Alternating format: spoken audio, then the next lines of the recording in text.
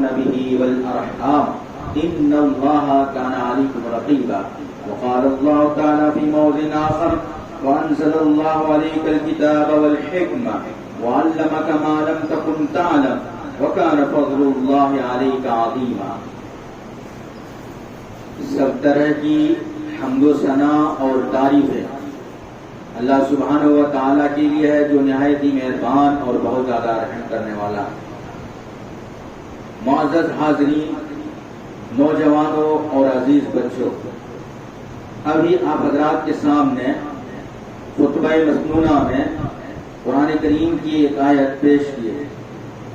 اس آیت کے ضمن میں آپ لوگوں کے سامنے طریقہ تربیت کرنے کا کیا انداز نبی اکرم صلی اللہ علیہ وسلم کا تھا اور شریعت اسلامیہ نے تربیت کرنے کی اہمیت پر کیا روشنی ڈالی ہے، ان سب چیزوں کا انشاءاللہ ابھی ذکر کروں گا. معزز حاضرین، علم اور تربیت دونوں چیز کا اسلام میں بڑا گہرا رشتہ اور تعلق ہے.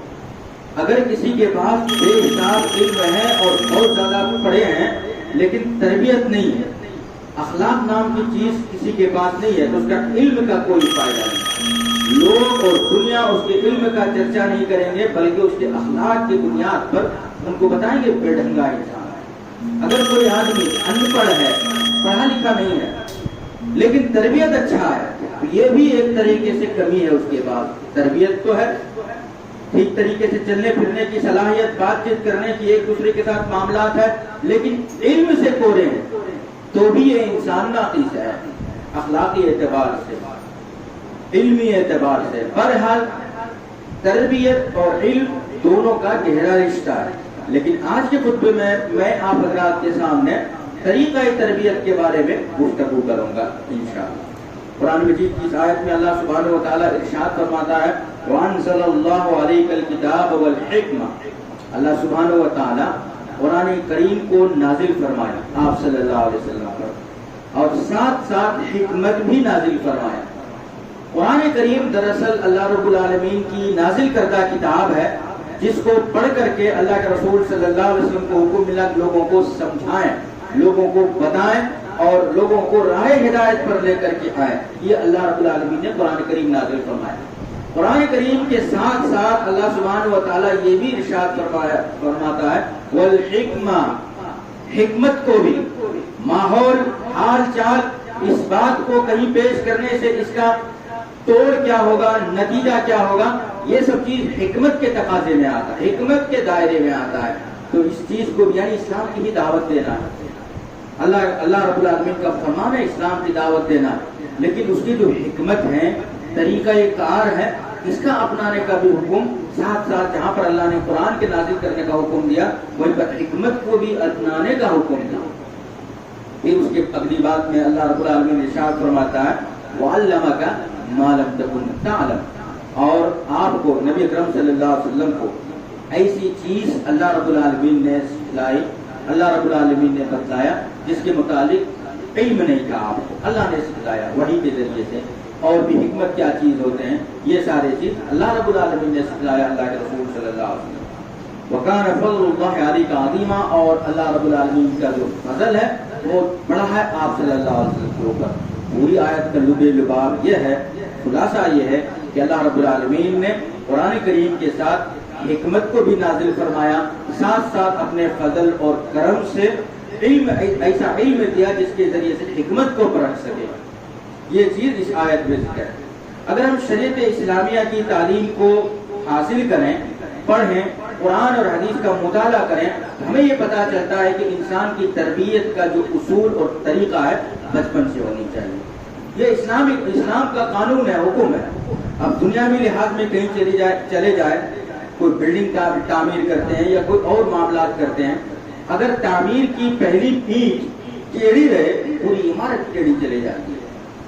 ایسے ہی بچپن کی تربیت اگر ٹیڑھی ہے تو بڑے ہو جانے کے بعد، جوان ہو جانے کے بعد، بوڑھے ہو جانے کے بعد ان کی تربیت ٹیڑھی کی ٹیڑھی ہی رہے گی. اسلام اس چیز کے متعلق حکم دیتا ہے کہ تربیت جو ہے بچپن سے ہونی چاہیے. کئی واقعات ملتے ہیں اللہ کے رسول صلی اللہ علیہ وسلم کے پاس بیت المال میں لوگوں کے صدقہ اور زکات کے مال آیا کرتے تھے. اللہ کے رسول صلی اللہ علیہ وسلم کے نواسے حسین رضی اللہ عنہ ادھر ادھر سے کھیلتے ہوئے آئے. کھیلتے ہوئے آنے کے بعد بیت المال میں صدقات کے کچھ کھجور رکھے ہوئے تھے, منہ میں ڈال دیے. اللہ کے نبی صلی اللہ علیہ وسلم نے ان کو اگلنے کا حکم دے دیا. اگلو اگلو, بخی بخی, اس کو تھوک دو, باہر کر دو منہ سے. حالانکہ بھوک لگے کہ بچے کو علم نہیں ہے, معلوم نہیں ہے صدقے کا مال ہمیں کھانا ہے یا نہیں کھانا ہے, لیکن جو بڑے ہوتے ہیں فوراً اس کی تربیت کرنی چاہیے اور بتانی چاہیے کہ صدقہ, اور اللہ کے رسول صلی اللہ علیہ وسلم بتلاتے ہیں یہ امت کا مال ہے, صدقہ اور زکات کا مال ہے, ہمارے لیے اللہ رب العالمین نے جائز نہیں قرار دیا ہے, ہمیں نہیں کھانی چاہیے اس کو. حالانکہ اس بچے کو علم نہیں ہے, لیکن یہ تربیت سکھانے اللہ کے رسول صلی اللہ علیہ وسلم نے اگر کوئی مال رکھا ہوا ہے پہلے پوچھ تاچھ کی جائے, اس کے بعد کھایا جائے, اور اگر کھا لے تو اس کو اگل دیا جائے. یہ تربیت کے دائرے میں یہ بات آتی ہے. ایک اور واقعہ آتا ہے عمر بن سلمہ رضی اللہ عنہ, اللہ کے رسول صلی اللہ علیہ وسلم کے ساتھ ایک دسترخوان میں بیٹھے ہوئے تھے. کبھی ادھر ہاتھ ڈالتے ہیں, کبھی ادھر سے کوئی چیز کھانے کے لیے تھے دسترخوان میں, اور نادان ہے, بچہ ہے, ان کو پتہ نہیں ابھی کیسا کھایا جائے, تربیت اخلاق کی اعتبار سے کس طریقے سے کھایا جائے معلوم نہیں ہے اس کو. نبی اکرم صلی اللہ علیہ وسلم سب لوگوں کے ساتھ اور بھی چند لوگوں کے ساتھ دسترخوان میں بیٹھے ہیں. اس لڑکے سے مخاطب ہوتے ہیں, یا غلام, اے بیٹے. ایک غلام عربی لفظ میں بیٹے کے لیے لاڈ سے بھی استعمال کیا جاتا ہے, اور بھی کئی معنی ہیں غلام کے. یا غلام سم اللہ وقل ما یلی, اے بیٹے اللہ کا نام لو کھاتے وقت, اور کھاتے وقت جو ہے جو آپ کے قریب ہے, جو تمہارے قریب ہے, وہاں سے کھانے کی شروعات کرو. ذرا ادھر ذرا, یہ تربیت ہے. دیکھیے بچپن سے اسلام شریعت میں تربیت کا دار و مدار, تربیت کا انحصار بالکل بچپن سے لگا ہوا ہے. بچپن کی تربیت اگر ادھوری رہے تو اس کا اثر جوانی اور بڑھاپے میں معلوم ہوتا ہے. ہم بھی لوگوں کے درمیان جب بات چیت کرتے ہیں اور کوئی بے ڈھنگا طریقے سے پیش آتا ہے تو عام طور پر ذہن پر فطری تقاضے کے مطابق یہ بات ہوتی ہے, اس کی تربیت اس برابر نہیں. ایسی بات آ جاتی. پتہ یہ چلا کہ معاشرے میں بھی بچپن کی تربیت کا بھی بڑی اہمیت ہے, اور شریعت اسلامیہ میں بھی بچپن سے تربیت کا اہتمام کرنے کا حکم اللہ کے رسول صلی اللہ علیہ وسلم نے دیا ہے. اس کے علاوہ آپ صلی اللہ علیہ وسلم کے اخلاق کے متعلق ذکر کریں تو جیسا کہ آیت پڑھا کہ اللہ رب العالمین نے وَعَلَّمَكَ مَا لَمْ تَكُنْ تَعْلَمُ, اللہ رب العالمین آپ کو ایسی چیزوں کا علم دیا, ایسی چیزیں سکھلائی جس کے متعلق آپ کو علم نہیں تھا. اور اگر ہم آپ صلی اللہ علیہ وسلم کے مزاج کے متعلق بات کریں گے, آپ کیسے اخلاق کے تھے اور لوگوں کی تربیت کرتے کیسے تھے, اس متعلق اگر ہم بات کریں گے فَبِمَا رَحْمَةٍ مِّنَ اللَّهِ لِنْتَ لَهُمْ, اللہ رب العالمین نے اپنے رحم و کرم سے آپ نرم مزاج بنایا تھا. اللہ رب العالمین نے آپ کی فطرتاً آپ نرم مزاج سے, کوئی گالی گلوچ بھی کر دے یا پھر کوئی ڈانٹ ڈپٹ آپ کے ساتھ کر دے یا آپ کے ساتھ بے ڈھنگا سلوک کر دے, جسے ناروا سلوک کر دے, آپ صلی اللہ علیہ وسلم فوراً جوابی کارروائی اس کے ساتھ ویسا ہی سلوک نہیں کیا کرتے تھے. یہ آپ کا ایک اخلاقی کردار تھا.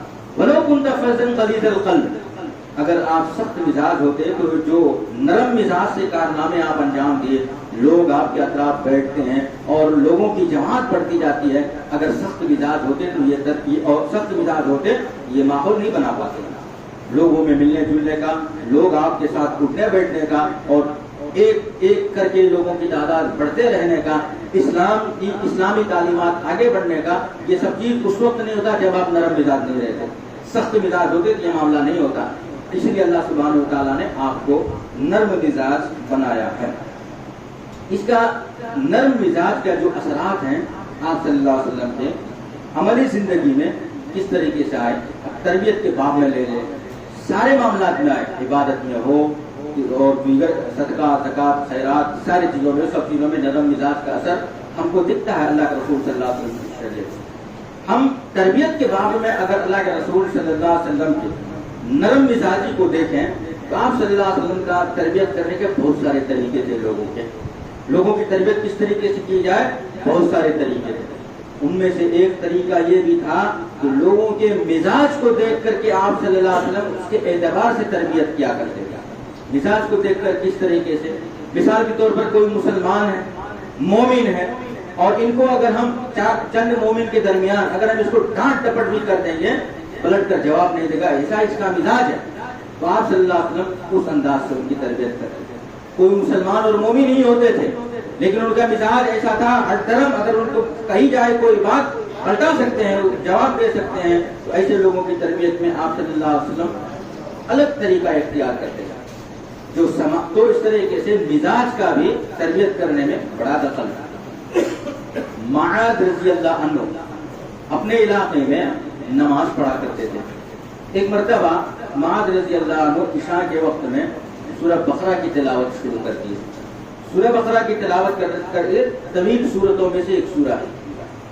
لوگ اس زمانے کے کھیتی باڑی کرنے والے کسان قسم کے لوگ رہا کرتے تھے. دن بھر تھک کر کے آئے اور 2-2.5 پارے کی ایک رکعت میں تلاوت امام کے پیچھے سنے، اس لیے شاق گزرتی، تکلیف لگتی ان کو، تو بڑی مشقت سے نماز مکمل کیے. ایک آدمی ان میں سے جو ان کے گاؤں برداشت جب نہیں ہوا تو یہ نماز کو چھوڑ دی اور پھر الگ مکمل کر دی. صبح میں یہ بات اللہ کے رسول صلی اللہ علیہ وسلم تک وہی صحابی پہنچائے کہ رات میں عشاء نماز پڑھنے کے لیے گیا تھا، طویل نماز تھی، مجھ سے مکمل کرنے نہیں ہو سکا، لہذا میں الگ نماز کو مکمل کر کے مکمل کیا. اس کے بارے میں معاذ رضی اللہ عنہ کے متعلق اللہ کے رسول صلی اللہ علیہ وسلم کے پاس یہ بات بتائے کہ لمبی صورتیں پڑھتے ہیں عشاء کی نماز میں، جو کہ لوگ تھکے ماندے رہتے ہیں. معاذ رضی اللہ عنہ سے جب اللہ کے رسول صلی اللہ علیہ وسلم کی ملاقات ہوئی تو آپ صلی اللہ علیہ وسلم نے اتنا سخت جملہ استعمال کیا، افتان یا معاذ. فتان کہتے ہیں فتنے کی جمع کا صیغہ ہے. فتنہ جو ہے فتنہ خور ہو ایسا نہیں، بلکہ بہت زیادہ فتنہ کرنے والے ہو تم اے معاذ رضی اللہ عنہ. معاذ رضی اللہ عنہ صحابی ہیں، بہت بڑا مقام اور مرتبہ ہے، لیکن اللہ کے رسول صلی اللہ علیہ وسلم کو مزاج کے اعتبار سے ان کے مطابق پتا ہے کہ ان کے لیے ہم سخت سے سخت جملے کے ذریعے اصلاح کریں گے، اس کے باوجود یہ برداشت کریں گے. تو مزاج اصلاح کرنے میں، تربیت کرنے میں مزاج کا بھی بڑا اثر ہوتا ہے. سب سے پہلے تربیت میں جو ہے لوگوں کی مزاج کو، لوگوں کی حالات سے انسان کی واقفیت رہنا بہت ضروری ہے. اور اس میں تربیت کرنے میں عمر کا بھی بڑا عمل کا خل ہے. کوئی کم عمر علم والا ہے، معلومات حاصل کیا شریعت اسلامیہ کی، عالم پڑھے لکھے لوگ ہیں، عالم نہیں کے باوجود پڑھے لکھے لوگ ہیں، اور اس کے سامنے کوئی عمر والے لوگ ہیں جو کہ ان کی بڑی عمر والے، ایسے لوگوں کی تربیت کرنے کا انداز انبیاء کرام نے، شریعت اسلامیہ نے الگ سکھلایا کہ عمر والے لوگ ہیں، ان کا لحاظ کرتے ہوئے، ان کی مزاج کو سمجھتے ہوئے تربیت کیا جائے. اللہ کے ابراہیم علیہ السلام، اللہ کے نبی ابراہیم علیہ السلام جس گھرانے میں پیدا ہوئے ہم سب جانتے ہیں، بت تراشنے والے، سن تراش کے گھر میں بتوں کو، پتھروں سے بتوں کو بنا کر کے اس کی عبادت کیا کرتے تھے. ایسے گھرانے میں ابراہیم علیہ السلام پیدا ہوئے. پیدا ہونے کے بعد جو سب سے پہلا دعوتی کام کہہ لیجیے، دعوت کے ساتھ ساتھ تربیت بھی کہہ لیجیے، انداز پر اگر ہم غور کریں، ابراہیم علیہ السلام اپنے باپ، جو کہ باپ ظاہر سی بات ہے بچے سے عمر میں زیادہ ہی ہوں گے، تو عمر والے کے لحاظ کرتے ہوئے کس انداز سے تربیت کیا جائے آپ سنیے. قرآن مجید میں اللہ رب العالمین نے ارشاد فرماتا ہے، اذ قال ابراہیم کے متعلق جو ہے بات ہے، ابی ابراہیم علیہ السلام جب اپنے باپ سے کہے، یا ابت لم تعبد الاصنام، اے میرے لاڈلے اور پیارے ابا، پیار سے بالکل بولتے ہیں، کیوں ان بتوں کی پرستش کرتے ہیں، عبادت کرتے ہیں، ما لا يسمع ولا يبصر، نہ تو یہ دیکھ سکتے اور نہ ہی سن سکتے ہیں، ولا یغنی عنک شیئا، اور نہ ہی آپ اپنی زندگی میں کسی قسم کی کوئی پریشانی آ جائے، دکھ آ جائے، تکلیف آ جائے، اس کو دور بھی نہیں کر سکتے. اس کی عبادت کر کے، اس کی پرستش کر کے کیا فائدہ ہے؟ تو اسے میرا بتلانے کا مقصد یہ ہے کہ جو عمر میں بڑے ہوں، الفاظ کی استعمال میں بڑی آرام اور ایسا استعمال کریں جس سے ان کے دل کو چوٹ نہ لگے. لیکن یہ اور بات ہے کہ ابراہیم علیہ السلام کے باپ ہٹ دھرم اور جو کچھ تھے وہ تھے، ہدایت ان کے نصیب میں تھی، اللہ نہیں تھی، اللہ رب العالمین کی مرضی. لیکن ابراہیم علیہ السلام کی جو سمجھانے کا انداز ہے، یا ابت، اے پیارے ابا، تو اس سے ہمیں یہ پتہ چلتا ہے کہ ہم سے بڑوں سے اگر کچھ غلطی ہو جائے تو اس کے لیے کیا بھائی آپ کو پتہ نہیں ہے، ایسا کرنا چاہیے، اتنے بڑے ہو گئے، یہ طریقہ نہیں اپنانا چاہیے، بلکہ اس کے لیے بھی مہذب سلیقہ مند طریقہ الفاظ استعمال کرنا چاہیے بڑوں کی اصلاح کے لیے، یہ ہمیں پتہ چلتا ہے۔ غزوہ تبوک کے موقع پر ایک ایسے وہ موقع پر یہ جنگ پیش آئی تھی جس وقت جو ہے بڑی تنگ دستی کی حالت تھی، ایک ایک آدمی کی گنتی اللہ کے رسول صلی اللہ علیہ وسلم کے لیے محال ہو رہی تھی، مشکل ہو رہی تھی اس میں جوڑنے کے لیے جنگ میں۔ ایسے موقع پر 3 صحابہ کرام اس جنگ میں شریک نہیں ہو سکے، طویل قصہ ہے۔ ان 3 صحابہ میں کعب بن مالک، مرارہ بن ربیع اور بلال بن امیہ رضی اللہ عنہ، یہ تینوں اچھے صحابی کسی وجہ سے شریک نہیں ہو سکے۔ اس جنگ میں ان تینوں صحابہ کرام کے علاوہ اور بھی صحابہ کرام شریک نہیں ہوئے تھے، ان تینوں کے علاوہ اور بھی بہت سارے صحابہ کرام شریک نہیں ہوئے تھے۔ جنگ کے بعد نبی اکرم صلی اللہ علیہ وسلم مسجد نبوی میں بٹھا کر کے جو شریک نہیں ہوئے تھے ان سبوں کو بلاتے ہیں۔ ہر آدمی کے پاس کچھ نہ کچھ وجہ ہوتی ہے شریک نہیں ہونے کی۔ ان میں سے اول نمبر میں پہلے مرحلہ میں منافقین آئے۔ منافقین کو تو اسلام دشمن ہے، ان کو تو شریک ہونا ہی نہیں ہے، کچھ نہ کچھ ضرور اس کے بعد بہانے ہوں گے۔ سب کو اللہ کے رسول صلی اللہ علیہ وسلم اس کے بہانے کی بنیاد پر چھوڑ دی، کیوں؟ یہ سمجھنے کے لائق نہیں ہے یہ منافقین، ان کو ہم سمجھا بھی نہیں سکتے۔ اور بھی کچھ لوگ آئے جن کے پاس کچھ عذر تھا، تو اللہ کے رسول صلی اللہ علیہ وسلم ان کو بھی درگزر فرما دیں۔ یہ 3 صحابہ کرام کو اللہ کے رسول صلی اللہ علیہ وسلم جب آئے، اللہ کے رسول صلی اللہ علیہ وسلم سے پوچھے، انہوں نے کچھ بھی عذر پیش نہیں کیا، ہماری کوتاہی سے، ہماری سستی سے ہم شریک نہیں ہو سکے۔ پھر اس کے یہ مان لیا، اپنی مجبوری کو مان لیا۔ مان لینے کے بعد اللہ کے رسول صلی اللہ علیہ وسلم جب سب لوگوں کو مجبوری سنے، بہانے سنے، عذر سنے، چھوڑ دیے، اور تم جو ہے ایک دم عاجزی اور انکساری کے ساتھ اپنی مجبوری کو تسلیم کر رہے ہو، سستی کو مان رہے ہو، جنگ میں شریک نہیں ہونے کی وجہ کو تسلیم کر رہے ہو، تبھی بھی اللہ کے رسول صلی اللہ علیہ وسلم کو چھوڑے نہیں۔ کیا کہ ان تینوں سے کوئی بھی بات نہ کرے، محلے یہ سوشل بائیکاٹ جس کو بولتے ہیں، گاؤں میں یہ رہیں گے، کوئی لین دین فروخت یہ سب چیز نہیں ہو، ان سے سلام کلام کچھ بھی نہیں ہو۔ ان تینوں صحابہ کرام میں سے کعب بن مالک جو ہے، ان کے ساتھ 40 دن تلک بڑی آزمائش کے شدت کے دن آئے، حتیٰ کہ ان کے بیوی سے بھی بات کرنے کے اللہ کے رسول صلی اللہ علیہ وسلم اجازت نہیں دی۔ 40 دن تلک بڑی تکلیف سے ان 40 دنوں کو انہوں نے گزارا، اور پھر 40 دن کے بعد قرآن مجید کی آیت نازل ہوتی ہے۔ یہ طویل واقعہ ہے، اس واقعہ کا طویل 40 دن کے بعد جو آیت نازل ہوتی ہے، ان کو معاف کر دینے کے متعلق اللہ کے رسول صلی اللہ علیہ وسلم کو حکم ملتا ہے۔ کہنے کا مطلب اس واقعہ سے یہ ہے کہ جب تک ہم تربیت کریں گے اور لوگوں کے مزاج سے واقف نہیں رہیں گے، تربیت کا فائدہ اور اصلاح کا فائدہ ہی نہیں ہوگا۔ دیگر صحابہ کرام کو اللہ کے رسول صلی اللہ علیہ وسلم ایک ایک کر کے ان کے عذر کی بنیاد پر چھوڑ دیے۔ منافقین کو تو مرحلہ اول میں چھوڑ دیے، پہلے لسٹ میں ان کو چھوڑ دیے۔ اب ان تینوں کے متعلق پتا تھا کہ اگر ہم ان کے متعلق سخت سے سخت کارروائی بھی کریں، سخت سے سخت لب و لہجہ میں سمجھائیں، تکلیف جو کچھ سزا مقرر ہونی چاہیے وہ سزا دیں، یہ لوگ مان لیں گے۔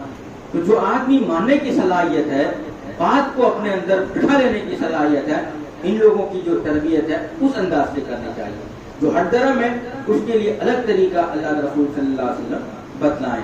پوری بات کا خلاصہ اور لب لباب یہ ہے کہ اسلام میں تربیت کی بڑی اہمیت ہے، اور اس تربیت کا طریقہ بھی اسلام نے ہمیں بتلایا ہے، جس پر چلنے سے ہی ہم اسلام کو زیادہ سے زیادہ پھیلا سکتے ہیں، فروغ دے سکتے ہیں۔ اسلام جو ہے اپنے اخلاق سے آگے بڑھا ہے، کردار سے آگے بڑھا ہے، اپنے کردار اسلام جو ہے کہ اسلام کی، مسلمانوں کی، مومنین کی کردار کی گواہی، اخلاق کی گواہی صرف مومن اور مسلمان ہی نہیں بلکہ غیر مسلم بھی دیا کرتے ہیں۔ تو اخلاق اور تربیت کا بڑا اثر ہے۔ اللہ سبحانہ و تعالیٰ سے دعا ہے کہ اللہ رب العالمین ہمیں ان باتوں پر کہنے، سننے اور عمل کرنے کی توفیق عطا فرمائے۔